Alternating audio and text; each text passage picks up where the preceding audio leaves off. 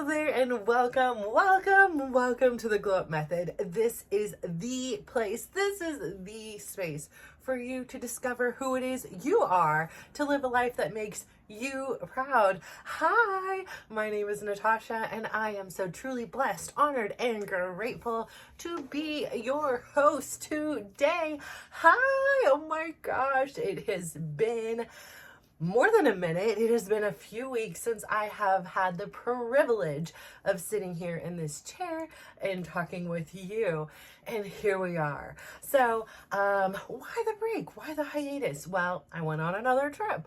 For me, traveling has always been a part of my living a life that makes me proud.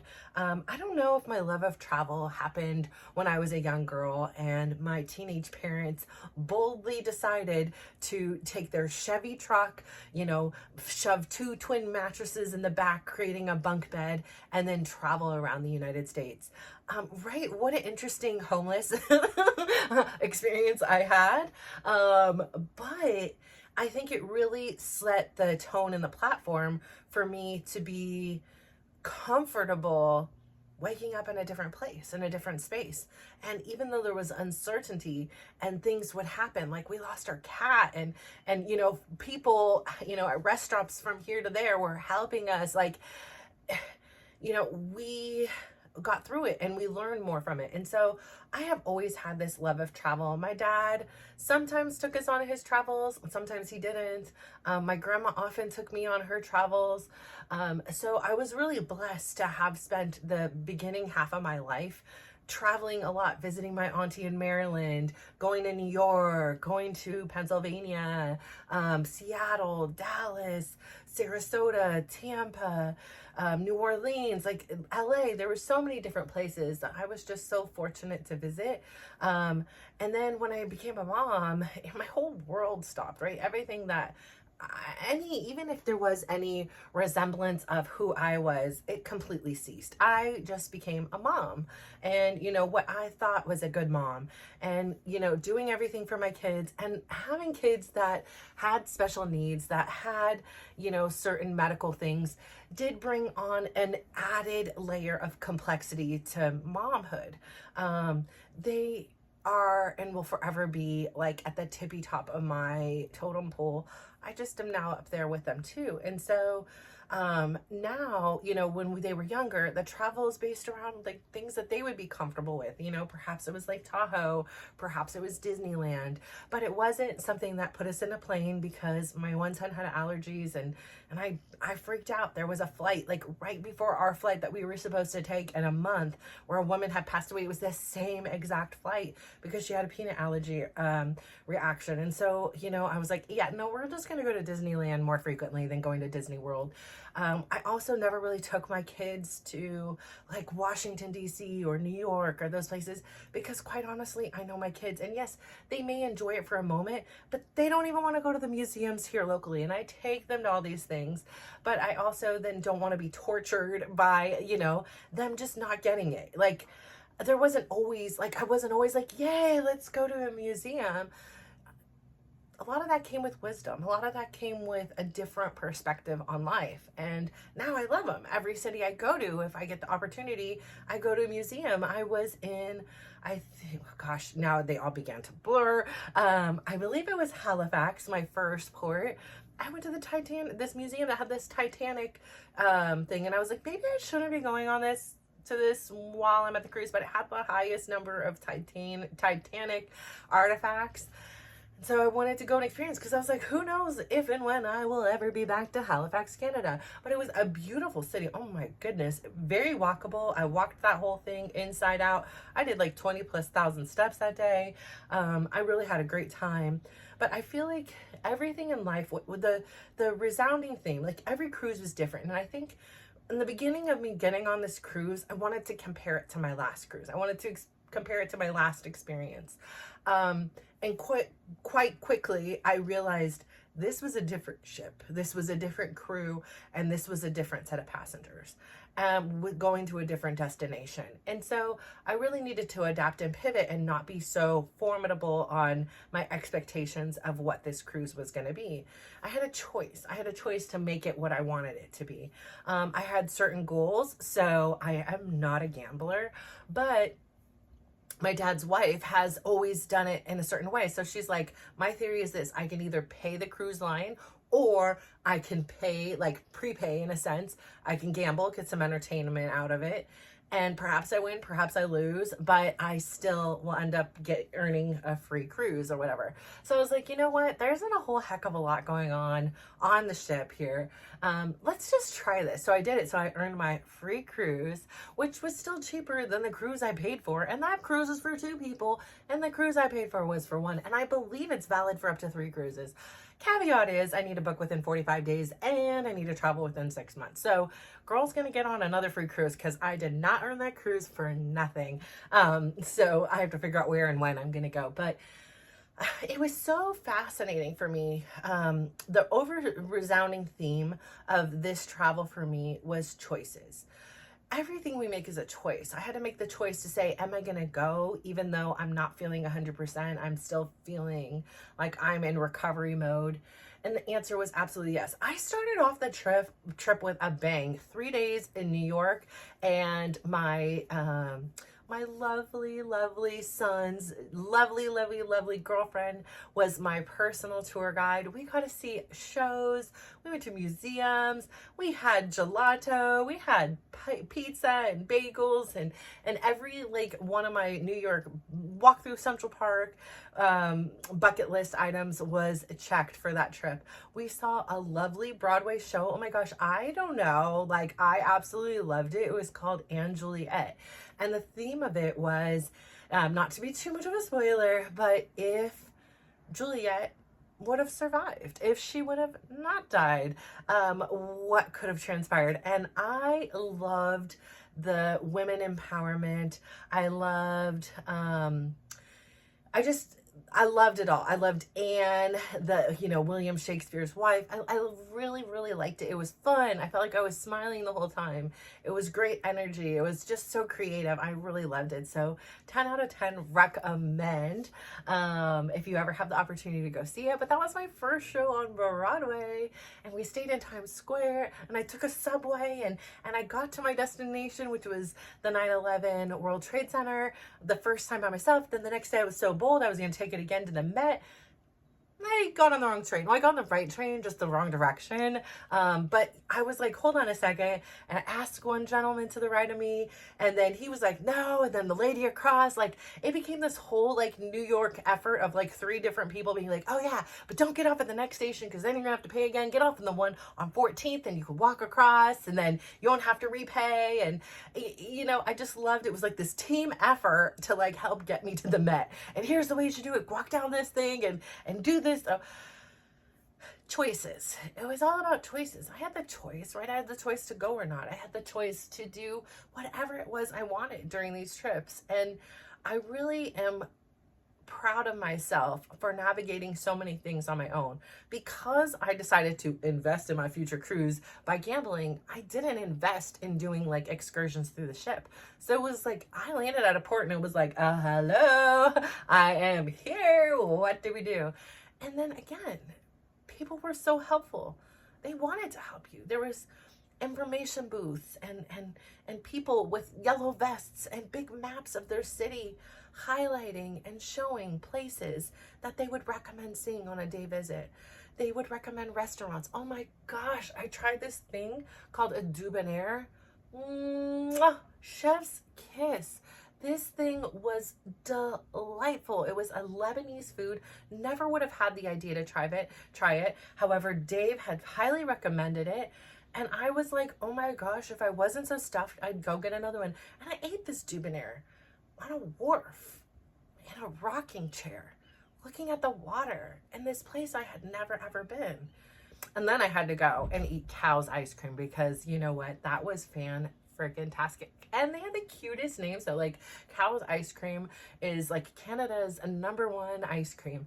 And they had the cutest merchandise. They had the cutest little flavors like ooey gooey and maui cowie and all these things. So I feel like I grew up, I changed. And then here I was in the middle of this casino and playing these little chicken games, don't know what I am doing. And suddenly I found myself making friends. I was so excited because I watched a woman win $20,000. I was about to leave and this new friend of mine was like, "Are you leaving?" I'm like, "Yeah." And she was like, "Come watch this." And at that time she was at like $6,000 or $7,000 and it just kept going and going and going. And it was so exciting to see. Like, I felt so happy for her.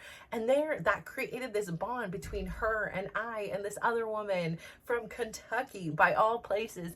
And we're just watching someone's life change in front of us. $20,000, that's huge, right?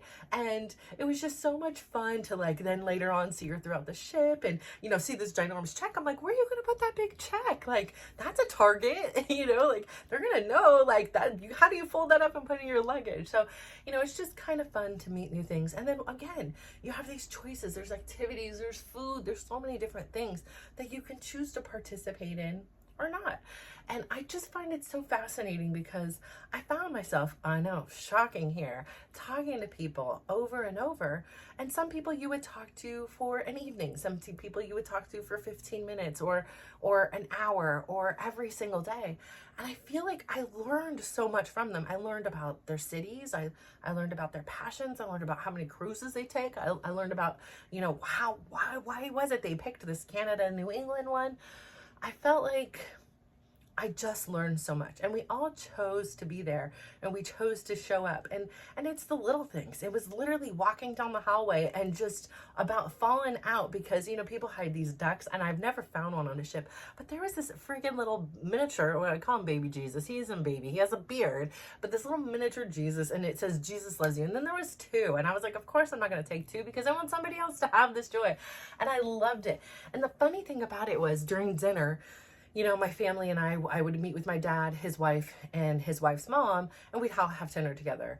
And that was kind of like our connection. And then the rest of the time, we all kind of did our own things, would meet up, bump into each other, whatever it was.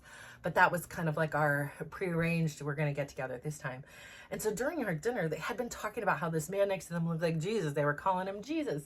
And I then find this Jesus and I'm cracking up. So I have to run down there and I'm like, look, here's this Jesus.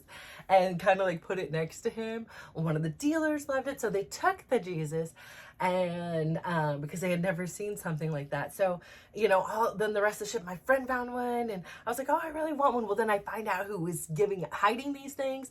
So then she goes on this mission and she comes to my door the last day, but then my dad's wife's mom has no idea why this woman is handing her a baby Jesus, and is like, oh, no. She ends up giving it to the steward. So I'm like, I still don't have my Jesus. So she ends up leaving it at the door, and I'm telling you, it was like this cherry on top finish to the trip. I have my little baby Jesus now, and he will be my little lucky charm as I go on my next adventures. And then I come home and I am exhausted, like beyond exhausted. Like, I came home on 4th of July and I'm on the plane and I start talking again to this gentleman. And again, it was so interesting because it turns out to be his wife and his kids were further back in the thing. He was a very tall person, so he needed the front seats. And his wife is a pilot. Hello. I was like, yes, she is a badass. Please let her know that. I am so. And they live in the city next door to us. Like, literally 6 hours on the plane. We just talked the entire time. But it's so funny because we talk. I know his kids' names. I know where they're going to college. I know they play baseball. I know all these things. And then he's like, bye. You know, you just go about your own life. And I'm like, oh, maybe we'll bump into each other someday in Livermore. You know, you never know. But I think it's so fascinating, right? You know, you learn so many things about their heritage. He was showing me these beautiful islands of Azores that they had went to, and his wife is Portuguese, and you know, and then I'm thinking about one of my dear friends from high school, and she's Portuguese, and we were talking about, oh my gosh, do the women still go on their knees, you know, and the lady of all these things. So he was like, yes, like it was just really, really fascinating, but it was really cool to see this other place that I've never been. And I'm like, oh, he's like, you absolutely should go. He's like, it's really desolate, but you should definitely go. So again, It's all about perspective. It's all about choices. It's all about opening yourself up and others opening yourself up to you. And I feel like we just learn so much, not only about the world, but ourselves. And we realize that the world is much smaller than it seems. And that you may go on a ship, you may go in a casino, you may go into a game show alone, but you're never alone. Like, I was sitting there with this couple, and one of the activity directors is like, "Did you sign up for this?" I'm like, "No." And they're like, "Oh, you have too much energy. What's your name?" And I'm like, "Natasha." They're like, "Where are you from?" I'm in California.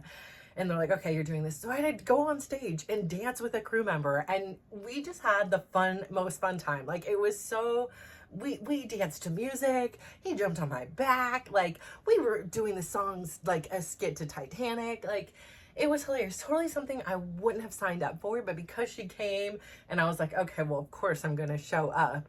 I'm going to do it, you know? So it was so much fun. And then after that, people were like, "You're like a celebrity on here. You were so much," that was the most fun activity we went to the whole cruise. So it was so fun to get to just open up. And I didn't have a single family member, a single friend, or single anybody I knew necessarily there. I mean, there was this couple I was talking to from New Jersey, but beyond that, that was it. And, you know, I talked to this other couple who, because I'm like, you know, is the seat empty? And they're, you know, then you get to talking because, you know, you're alone and they're together. And they were saying that their very first cruise they went on was right before 9/11. Like, as they were on the cruise, 9/11 happened. And they remember like taking out pictures out of the skyline, and they were going to Bermuda. And of course, like, you can't fly home. You know, it's like, what do you do? Like, this whole ship was in mourning together, and they were watching the news, and they were trying to understand what they were going to come home to. The people of Bermuda opened up their homes to people that were stranded there, that weren't on a cruise ship per se, and they opened up their hearts and everything. In that moment, we're just people. We're not Americans or Bermudians. I don't even know what they're called, or anything else. You're just a human being craving connection and security and safety and understanding in something that is so unexplicable. And so they were talking about how when they came home, and it was really fresh to me because I had just again been to the 9/11 memorial. They were saying how when they came home, you know, they came home to a completely different skyline, and they came home to a city that was silent. And the only thing that was out was first responders. And you would think they would say, you know, that would have been our last cruise, but you know, it just showed the resilience of people. It showed the resilience of and the kindness of others when, you know, you feel like you're alone, that, you know, you're a victim or you're just by yourself. You're never really alone. And we have the choice to have the courage to speak up. We can talk to others, and we can learn, we can listen to others. And I think it's such a remarkable thing. And there's not one person that I talked with that I didn't feel like imprinted on me. There's a lovely lady, chic as could be. She had the bangs, she had her hair here. She was a retiree from Montreal, and she had a beautiful French accent. And, you know, she was there, and I was just watching her like spend like $4,000 on this machine, and then it would just pay her like $200. And I was like, this math is not mathing. Like, I wanted to just kick her off, like, get off of here. It's not paying you. It's stressing me out. And she's like, "You're so cute. You have so much energy." She said, "You remind me of me. I remember when I was younger, I came and I sat next to a woman, and she was doing the same thing, and I'm looking at her like, this crazy lady. Why is she spending so much money? Why is she doing this?" And I see your eyes, and I'm like, you know, you're trying to be encouraging and happy, and you see the numbers." And she said, "And I realized in that moment that I now am the crazy lady, and you are me." And she's like, "Keep up your energy, keep up your courage to go out there and do things, and be brave and see the world." And she's doing back-to-back cruises. She just retired. And, you know, she said, "I have a son in France, I have a son in Barcelona, and I have a boyfriend in Barcelona." She's like, "So I'm enjoying myself." And I said, "You deserve that, absolutely." So I really met some very strong, empowering women on this trip, and men. But the women especially imprinted on me. I loved their tenacity. I loved their courage. So many women. Susan out there, she was out there by herself. She's a retired nurse, and she's like, listen, my kids are calling all the time for money. Forget it. I'm just gonna sit here and spend it all and be like, there's no money to spend, and at least earn myself another cruise. So she was a cute woman. I'm so grateful for the people that I was blessed to meet on this journey. I'm so grateful to be home, even though I'm exhausted. And I'm grateful for the opportunity to next week leave again to the dance conference and then come back and leave again to go to Saudi Arabia with my son, because he won the trip. So we don't have to pay this time out there. And that's a blessing, and he won. And I said, you know, you could choose anyone you want. I want you to pick whoever it is that is going to ensure you the best opportunity at success. If it's not me, that's okay. If it's, you know, your friends, your coaches, whatever it is, please, you know, you don't have to pick me. And but sure enough, he said if anybody else was gonna do it to make sure I was okay and hydrated and fed, it's gonna be you. So off to Saudi Arabia we go. So thank you so much for tuning in today. Make the choices. Choose you. Choose you. Maybe you are a social person and talking to people is cringe, but do whatever it is that means to choose you. When I'm on those ships, I feel like I'm alive. I find my little routines, I find my little mojos, and I'm like, I could do this for the rest of my life. Wake up in a new place and a new space, and sometimes just be in the middle of the ocean, just doing nothing but observing a spectacular sunset, or how the fog encapsulates a cruise ship and you are literally like you cannot see a thing and you just hear foghorns all night. It's fascinating. For me, it's finally having the chance to live a life that makes me proud. So thank you so much for tuning in. Please, please, please do me one huge favor and give yourself a big old smile. Give yourself a compliment. Today my compliment is this. My dearest Javier has decided to no longer teach in Pleasanton because he took on a management position at his club. So deserved. So he should. Like, no more commuting for him. Phenomenal. And there was a new teacher, and I debated back and forth of whether I should do it or not. And I'm so glad, because it was like a woman empowerment, all new music, and I loved it. So I'm so glad I did that. And if you could please also go out there today, give somebody else a big old smile and give them a compliment, and just watch how they glow up. So thank you. Bye.